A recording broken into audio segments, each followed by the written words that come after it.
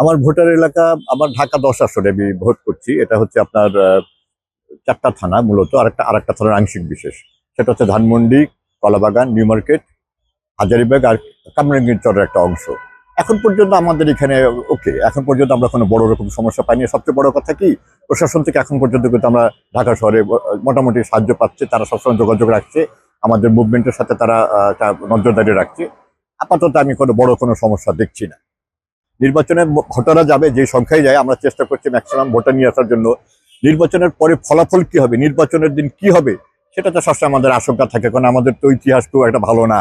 আর আমরা একটা কথা বলি যে বড় দল, ছোট দল, নতুন দল, এইগুলো আমরা গুলিয়ে ফেলি। আসলে আমাদের উচিত যে প্রপার যারা ভালো প্রার্থী, তাদের প্রতি কিন্তু মানুষের মনোযোগ থাকা উচিত, প্রার্থীর উপরই মনোযোগ দেওয়া উচিত।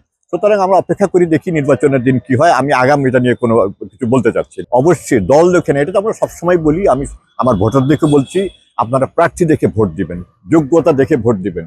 আপনারা মার্কা দেখে, এটা আমাদের মনে হয় প্র্যাকটিসটার থেকে আমাদের বের হয়ে আসা উচিত। আমরা চেষ্টা করছি মানুষের কাছে বলার জন্য।